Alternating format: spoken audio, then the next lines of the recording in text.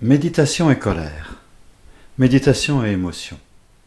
Quelle est la différence entre l'approche habituelle dans le monde méditatif et l'approche tantrique, en particulier de la colère?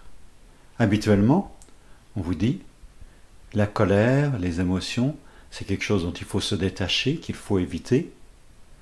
Donc, trouver le calme, entrer en méditation en observant votre respiration ou en gardant la posture, en conservant une posture, et laisser les émotions être présentes, mais sans s'y attacher, et laissez-les, elles vont se dissoudre, se dissiper, et vous allez rentrer dans le calme intérieur. Le tantra dit quelque chose de complètement différent, tout à fait paradoxal. Le tantra vous dit, vous êtes en colère, vous avez peur. Eh bien, très bien, c'est maintenant le moment de méditer avec ça. Et le tantra vous invite à deux possibilités pour vous rendre plus vivant et pour arriver à la paix intérieure. La première possibilité, c'est de passer par la catharsis, et la deuxième possibilité, c'est de l'accueillir et de l'observer totalement. Entrer dans la catharsis veut dire, vous sentez un élan de colère, vous avez la possibilité de faire du bruit, de bouger, allez-y totalement.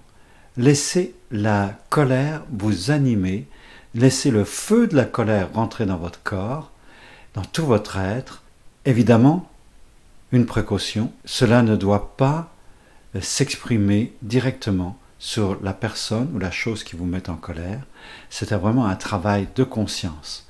Donc celui qui vous met en colère ou la situation, surtout, vous ne passez pas à l'acte avec la colère sur quelqu'un d'autre, ni sur un objet, ça ne sert à rien.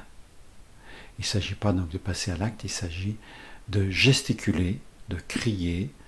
Si vous ne pouvez crier parce que dans l'environnement il y a des enfants ou il y a d'autres personnes aux alentours, gesticulez, faites des grimaces.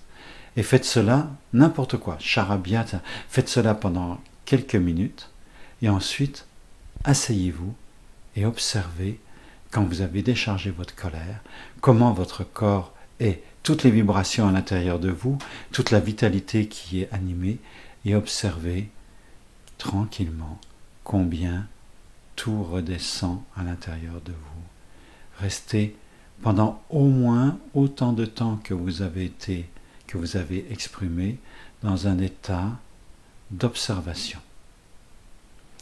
La deuxième option, c'est quand vous êtes en colère, sur le moment même, essayez de sentir tout de suite, sans rien exprimer à l'extérieur, sentez tout de suite qu'est-ce qui se passe dans votre corps, d'où la colère vient, qu'est-ce qu'elle fait.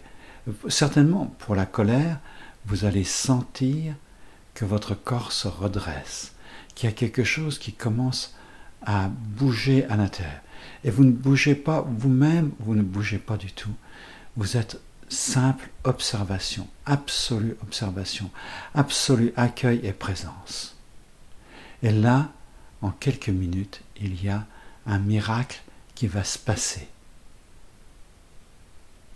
Vous pouvez faire cela avec n'importe quelle émotion. L'important, c'est d'observer d'où l'émotion vient, quelle est sa place dans le corps, qu'est-ce qu'elle provoque à l'intérieur de vous. Si c'est de la dépression, tout le corps va se ramasser, aller vers le bas. C'est comme si c'était une poire qui s'évase vers le sol. Acceptez ce mouvement, suivez-le. Si c'est la colère, c'est tout à fait le mouvement inverse. C'est un mouvement qui jaillit à l'intérieur. Observez dans le moindre détail.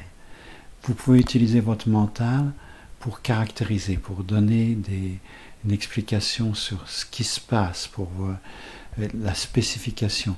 Le conseil, c'est de trouver continuellement des mots à l'intérieur de vous qui décrivent.